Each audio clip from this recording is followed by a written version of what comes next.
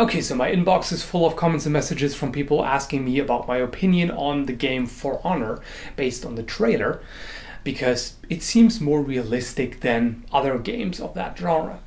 And having looked at the trailer, yes, it is more realistic than a lot of other fighting scenes I've seen, with one very obvious glaring exception, namely a katana cutting through plate armor as if it was butter. Yeah, that is utterly unrealistic.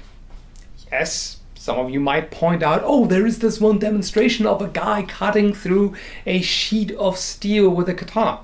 Yes, it was a thin sheet of unhardened mild steel.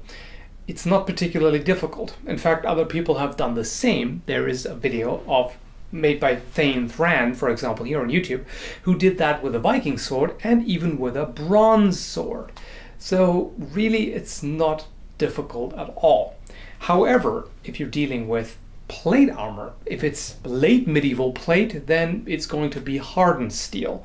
So it's pretty similar to the sword blade itself. But even if you're talking about earlier plate armor made of mild steel, it still doesn't work, because for one, it's not exactly a tin can. There is some substantial thickness, and also the way it's shaped, it deflects a lot of the force. If you're talking about pauldrons, for example, mostly round shape, if you try to strike that, it's going to glance off. It cannot bite in properly. That's why they came up with spiked hammers and the like, and maces and such, because they get a better grip on the armor, so to speak, and are able to transfer more energy onto it. So unless the armor is made of really cheap, low quality material, or maybe even copper or brass or something, and you have a high quality sword, then it's not possible. But let's move on to the other things. So the fighting scenes in general, you have to distinguish between realism and historical accuracy. It's not the same. Realism just means that what you see in the game could potentially happen in real life. Like, it's not physically impossible, say. In that regard, the trailer and also the gameplay footage is realistic, yes. People could, in theory, fight like that. Is it historically accurate? Partially. There are some issues, like some of the things that they do would simply get you killed on a real battlefield. For example, the spinning. Now, you can argue about spinning in martial arts, and in fact, I've had some discussions with Sword Sage on YouTube.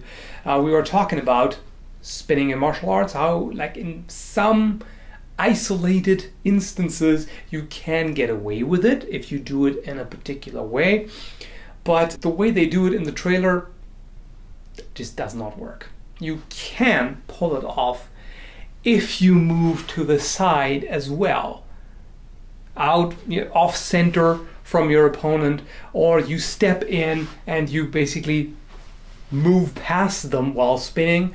That could potentially work. But the problem is the way they do it in the trailer and also in the game, in the actual gameplay footage, they just pirouette like that, straight in front of the opponent, which does nothing but expose your back to the opponent. So it's a way of saying, here, hit me right there. I've got an itch on my back. Could you please scratch it with an axe? Ah, that's good. The opponent just politely waits until they are done spinning. Like in one scene, you can even see the Viking has the sword already raised while the opponent has the back turned towards him. So all he needs to do at that point is just thrust. And there you go. However, there are also some really good techniques. For example, when they deflect a strike instead of just parrying it straight on, or blocking, I should say. That's exactly the point. This is static blocking.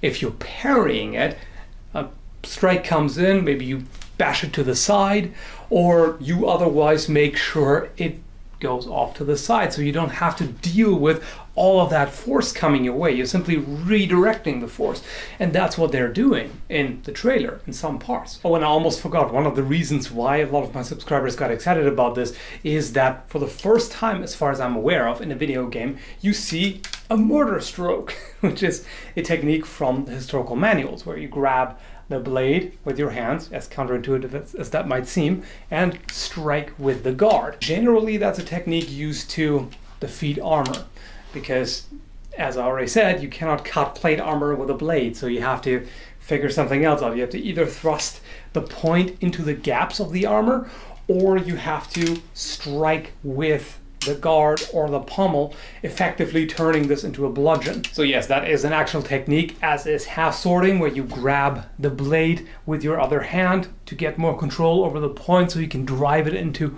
the gaps of the armor. But yeah, pretty interesting to see that. They also have the typical tendency to drop the shield as they're striking, which you don't really want to do.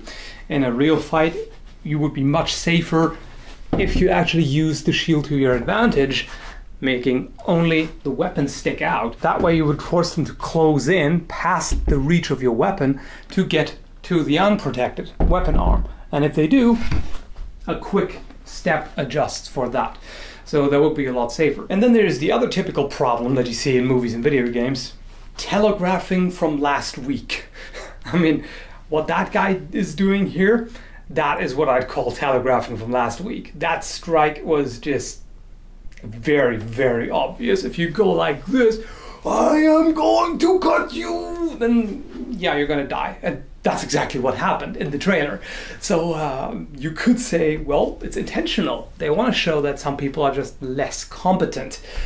However, there is a certain tendency to make the knights look worse in that regard, of course, which is nonsense, because they would have gotten martial arts training, and a lot of it, in fact, from a young age.